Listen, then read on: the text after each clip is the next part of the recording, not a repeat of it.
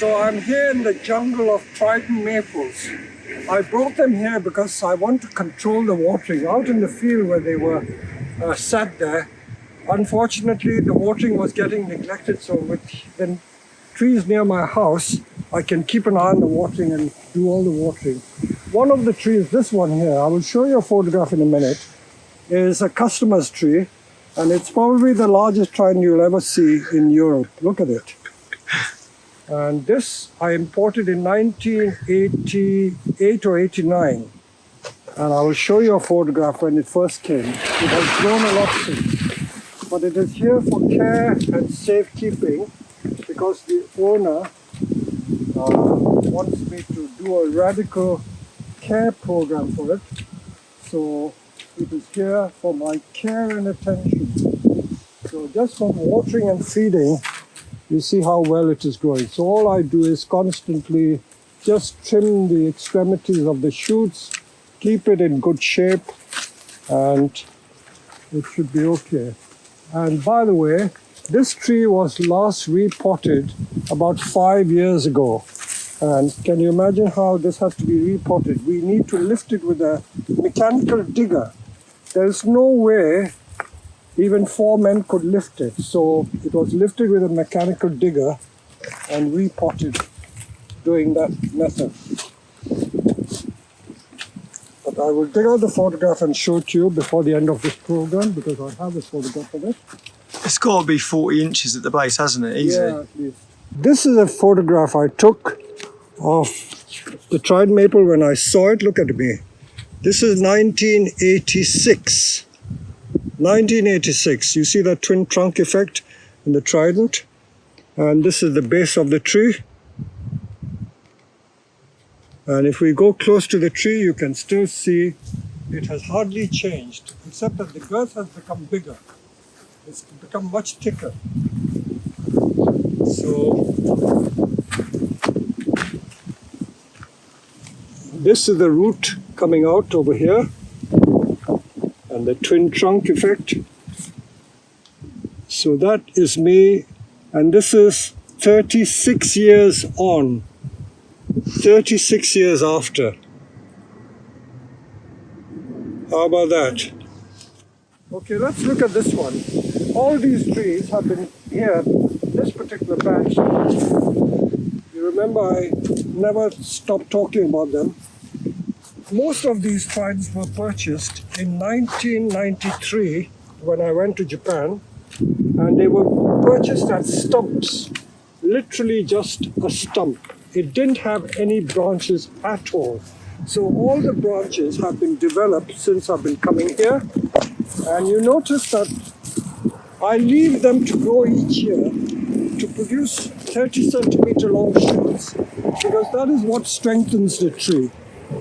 Well, this is how I do my Tridents. Other people may do it in their way, but this is how I grow them.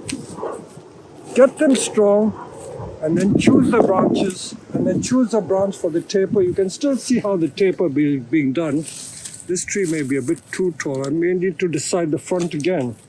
Let's see which is the best front. You look at the nibari there. This has all been created here. This nibari has been all refined here. This is the size I like them. This is not overly big. I've got Tridents bigger than this. So these are continuing experiments. If I manage to sell them, that's a bonus. But having grown them here for 36 years, no, not 36 years, 1993, 30 years, about 30 years, how could I charge for my time? So I think the front is on the other side, but it's one of those conundrums. You look at it, it's nice from every side. If you look at the base, it's good from this side, which is really the back. I could change the front, but this is very nice from this side. Beautiful from this side. But the front is meant to be here. Okay, the front can be here. So you come this side. This is meant to be the front here. So this will go back in a bonsai pot next spring. I keep growing it in these baskets because I want the roots to spread out. So this really is a crude bonsai training pot. It's just a bread basket.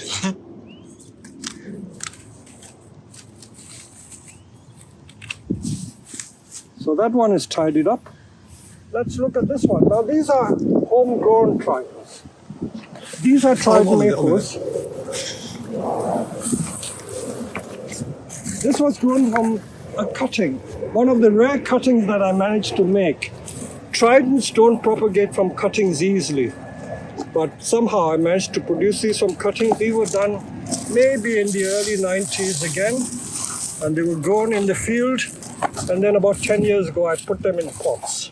So this is genuine Herons material. So you can see that it's like a twin trunk. These long branches have been grown just to make the tree strong.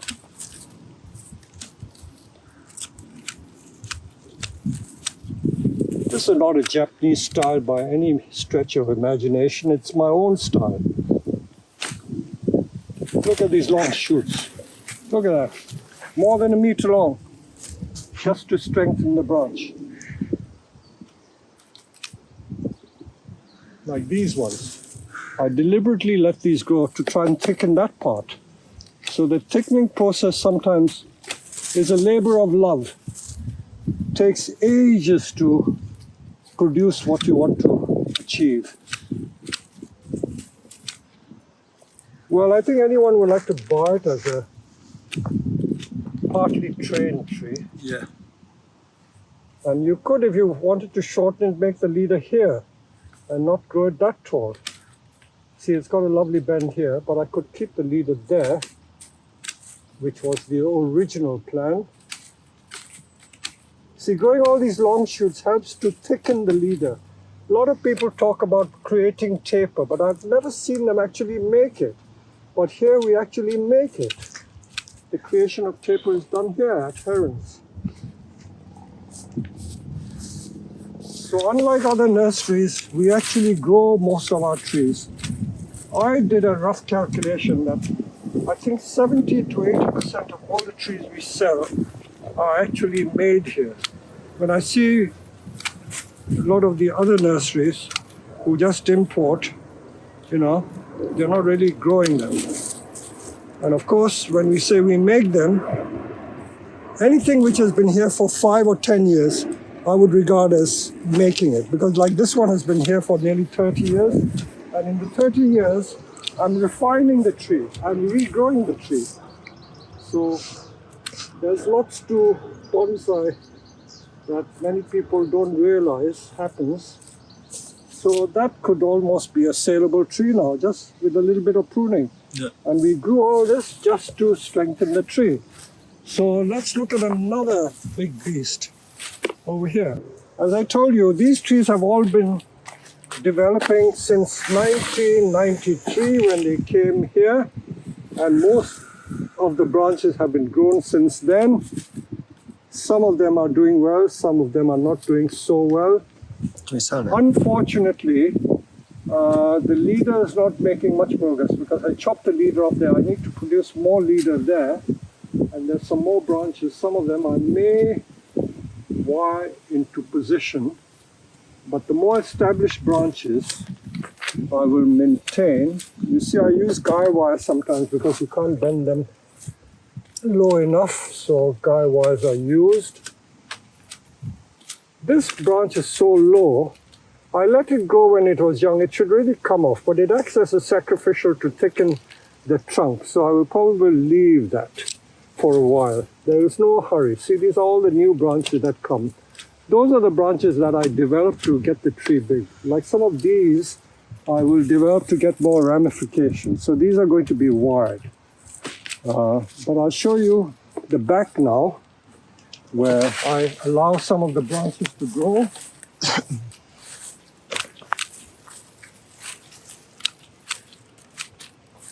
So letting them grow is just to make the tree strong, nothing more.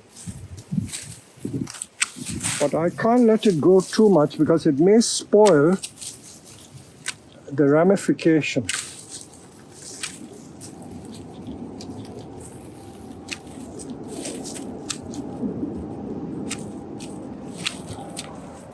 I haven't overfed this tree too much because if I feed it too much, I may get a lot of coarse growth, but I think I will feed it again because it doesn't seem to be producing enough growth for my liking. So this tall one is coming up. It's in the wrong place. See, I've got a branch there, so I don't need that. So that's coming off. So a lot of these branches are going long. I've got to control it, otherwise it'll dominate the tree and I will lose total control of the design of the tree.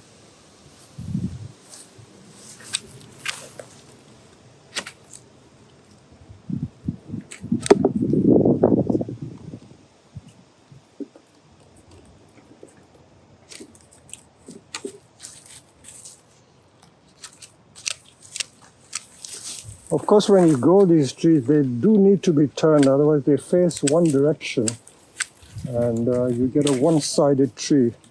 But because they're so heavy, they're hard to move. 180. No, that's all right.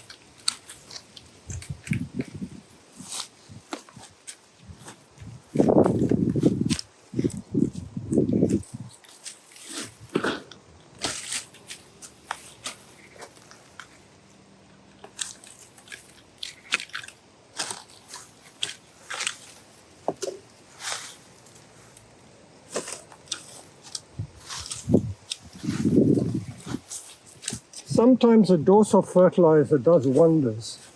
So after pruning, I'm going to give it a shot of fertilizer. It's not too late. We're at the end of July. I still have like August and September, 2 full months of active growth. So I can still achieve quite a lot in those 2 months. So stimulating growth is not too late to do.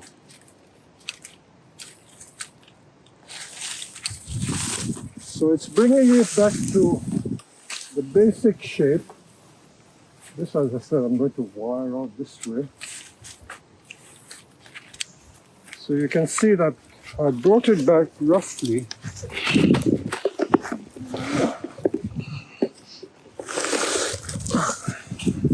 So the front is here because it's leaning towards us this way. So this little branch probably will go. Look at the size of the trunk. I just grow it for my own pleasure. Look at it. Beautiful. Like an elephant.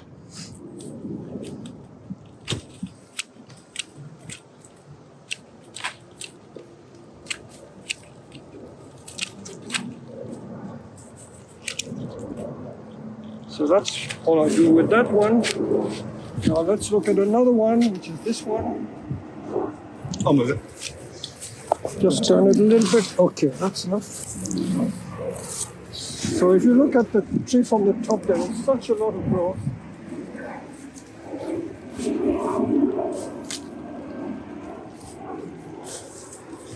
Again, huge.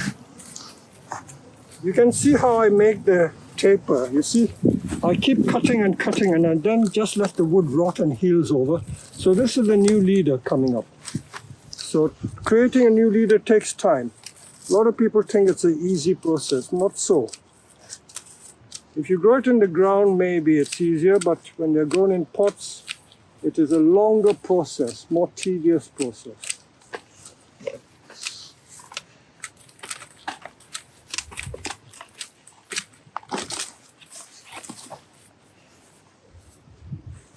Yeah, and I've not got enough. These branches were all produced in the last 5 years. I cut everything off and started again because many of the branches were not growing in the right place. But not to worry, the base is there. Looks nice and strong. And I'll keep this relatively short. So that is that one. So again, we're going to fertilize quite heavily on this tree. Now let's look at this one. Wow. Okay. Again, it's mainly the trunk. We need to stimulate a lot more growth. I wasn't so successful. A lot of the branches that I grew died on this. So I got to start again. So you can just imagine what a tedious process it is. Some of the branches, if they're not in the right place, we have got to do it all over again. So that's what's happening to this one.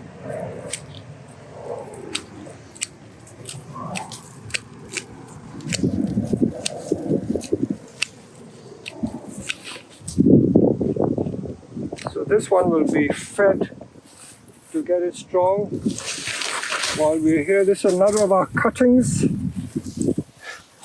Look at it. Look at that base. Because it's been grown in a pot, the base has become lumpy like that. Interesting, but I wouldn't say it is beautiful. I might just airlay at the top and get a stumpy tree out of it. We could do that. Put it in a bigger pot and then think of growing it all over again.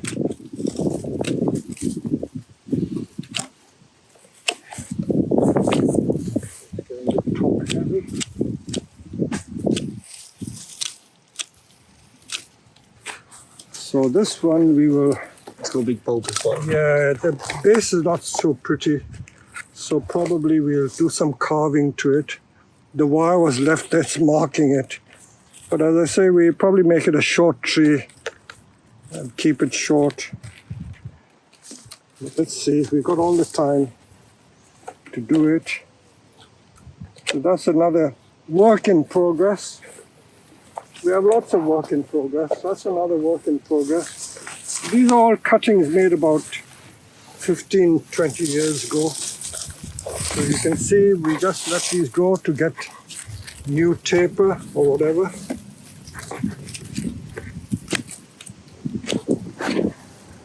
So a lot of options. We grow these because some of our customers like to tackle it themselves. So they can do what they like. You see, the base is going to make a very interesting tree. Short tree, about 6-8 inches tall, and cut the rest off. We might well do this. We'll take it to the back greenhouse and work on it.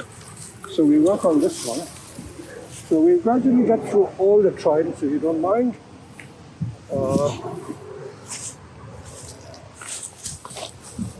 Another beast.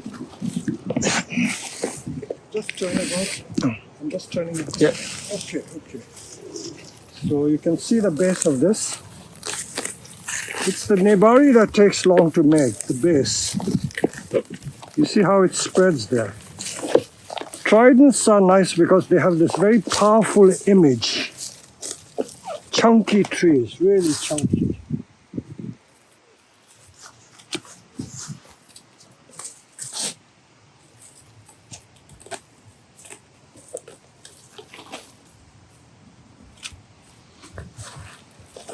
One odd rogue shoot, don't need that. See, if you don't control it, you get these odd rogue shoots that produced, and they can take over the tree.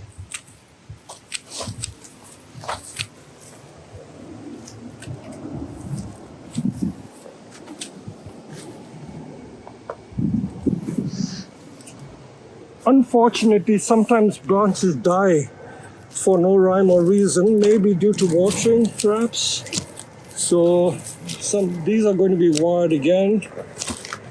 But you can see how we've made the taper on this tree. A cut was made at the back there, and then another cut was made 6 inches high over there. Another cut made there, another cut made there. So constantly cutting to get the taper.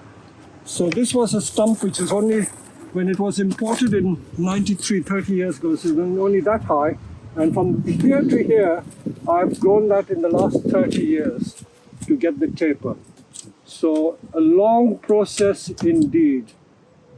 Long process indeed. But this is a very reasonable looking tree. I think it'll go into a nice big mica bonsai pot next spring, and it will look nice again. So although they're just growing in these great big training pots, there's a reason for doing it, just to make the tree strong. This one is actually in a bonsai pot, another one. This one I couldn't decide which was the front, which was the back.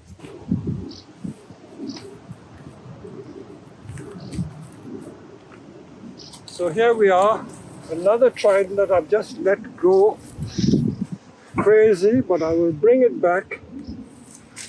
So although they look unkempt, as I keep repeating, there's a reason for it, and that is simply to keep it strong while I'm developing the trunk. Sometimes I let them go so that I have a choice of branches to make. And more importantly, they are here to develop taper. So when you think that if they came without a single branch on the trunk, all these branches have been grown in the last 30 years and they're still being developed. And you can see again how the taper is being made. See, I'm pulling up the new taper. And again, it was cut over there first. There's a hollow. And it was allowed to grow 10 feet. And then we cut another 2 inches, let it grow another 10 feet, and then grow another 10 feet and cut 3 inches. This I cut last year. See, I still kept this about 9 inches long. But eventually that will be cut back here to get better taper. So taper is not that easy. A lot of people talk about creating taper as if it was so easy to do. Not so.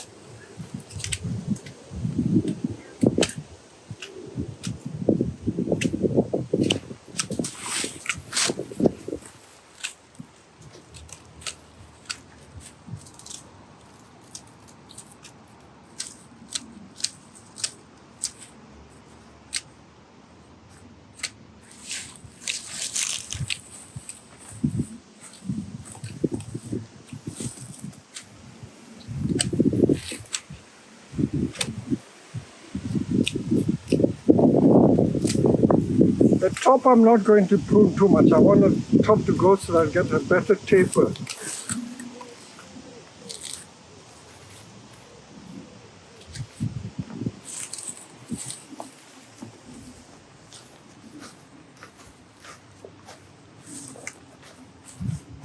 So that one is done like that. I will keep it just like that.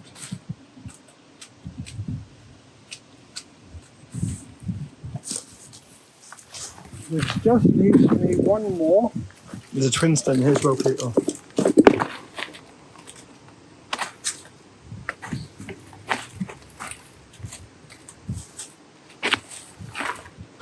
Also some oak seedlings going there.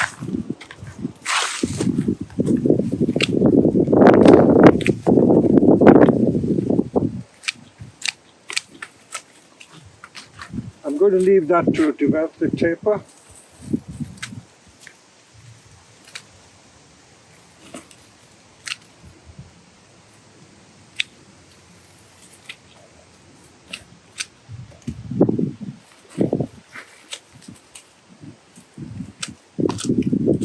Although you see about 6 or 7 tridents here, we have loads more. All long-term projects. So this should emphasize again that bonsai is not a 7-day wonder. It is not a 7-day wonder. It takes time and patience. So many of these trees have taken years and years to develop, and they're nowhere near finished.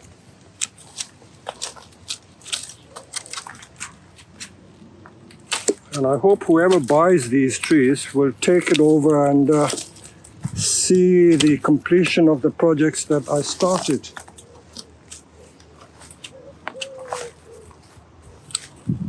Meanwhile, I've had a lot of fun doing it. This little one. There's still another one, you pull it out.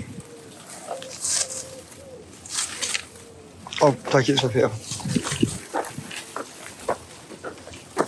1, 2, 3.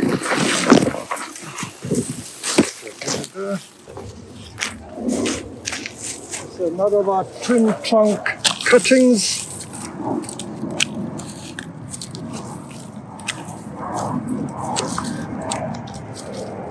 There you go.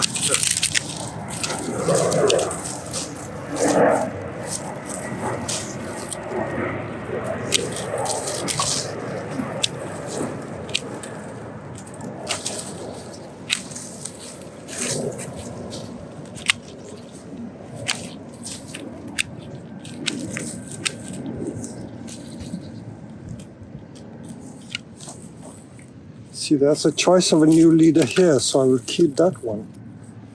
I won't be in a rush to take this off. This could be a new leader here. This can be cut off. That could be a leader there. So there's so many choices. Endless choices.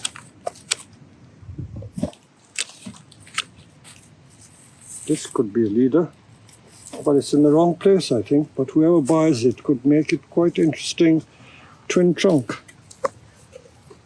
So we'll leave it like that. So I hope you've enjoyed this episode about Trident maples. We have lots more. But Tridents are certainly one of the most challenging and interesting trees. There you go.